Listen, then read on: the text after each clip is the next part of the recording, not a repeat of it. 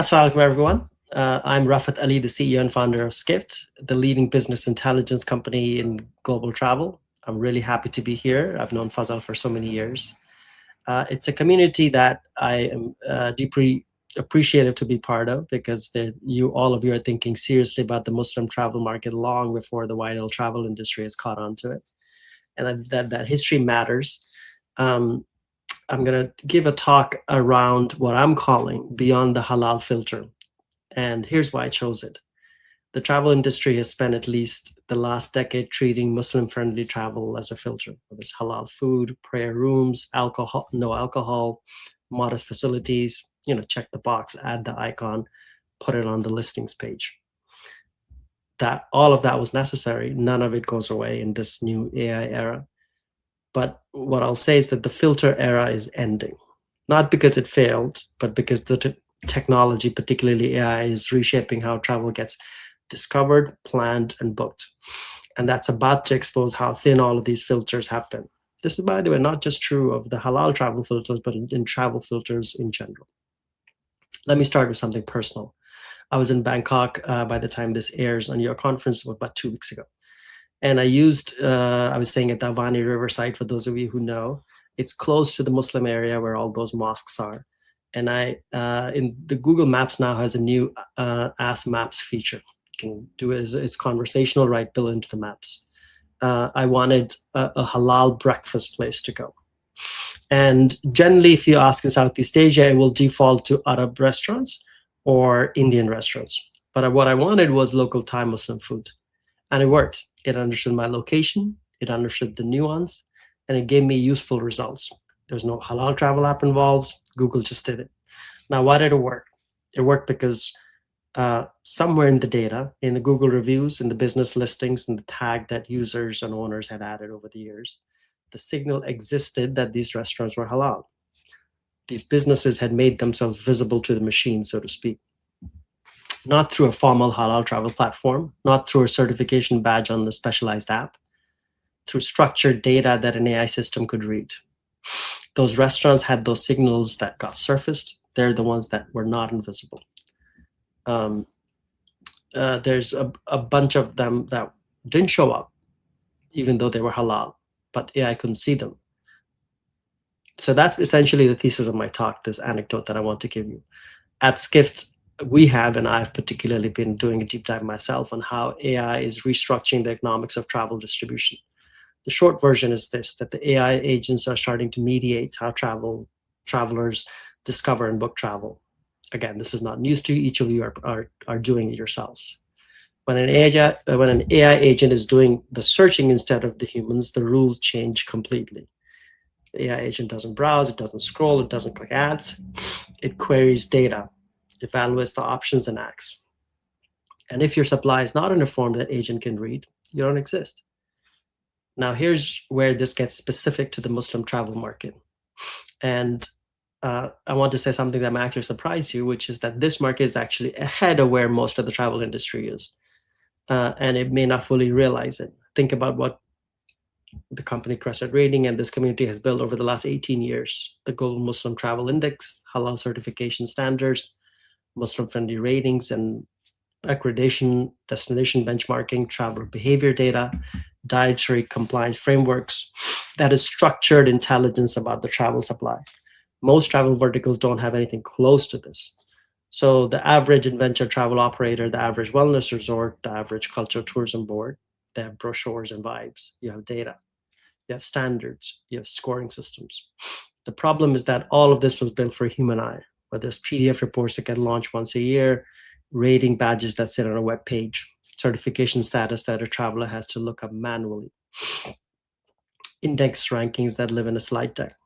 So the AI era needs the same intelligence built for machine eyes, APIs that an agent can query in real time, structured metadata that a booking platform can ingest automatically, certification status that is programmatically verifiable, not a badge to look at, but a data field that an AI agent can check before making a recommendation.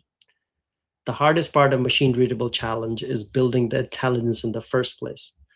This market has already done that. The last mile, making it queryable by machines is an engineering problem, not a knowledge problem. And that last mile is now the most urgent priority for this industry. Let me make this concrete. Think about what is already machine readable in the Muslim travel versus what is not. Prayer times and Qibla directions, fully digital, calculable, already built into apps that hundreds of millions of Muslims use daily, thousands of apps. When an AI agent needs to build a prayer-aware itinerary, it can do that right now. The data exists in structured form. Now think about the halal food certification. It's fragmented across dozens of certification bodies around the world, different standards in different countries, certification status that may or may not be current in many places. Verification that often requires a phone call or a physical visit. When an AI agent tries to recommend a halal certified restaurant, it is guessing in many ways. It is pulling from reviews where someone mentioned the word halal. It is not verifying. It cannot verify because the data does not exist in a form it can check. So that gap between the prayer time and the halal certification is the gap that the industry has to close. And it matters because the failure cost is not the same as in generic travel. When a generic AI agent books a hotel and the room is smaller than expected, that's a bad review. But when an AI agent recommends a halal-friendly restaurant and turns out that is not halal certified, that's a trust violation. For Muslim travelers, the compliance stakes are real. And the failure cost is categorically higher for all of us, which means that the platform that is willing to own that failure, to guarantee the halal compliance, to stand behind the recommendation, build something that's enormously powerful. We call this travel memory. Memory is the word that I've been obsessed with over the last year, which is the memory built into the AI agents. The AI agents recall of who's delivered, who was reliable, who the traveler trusted. That memory builds over a period of time. It compounds. Every accurate halal recommendation reinforces the next one. Every prayer time adjustment that was right becomes a reason to recommend again for you and for other people. And the Muslim travel needs are inherently recurring. If I care about the halal certified food on one trip, I obviously care about it on the next. If I need prayer access on one trip, I need it every time. If Ramadan changes how I move through a city, that's true in every Ramadan.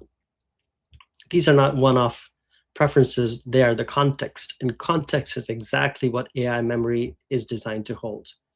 With travelers' consent, obviously, on their terms. The traveler should control what is remembered, what is used, what is forgotten.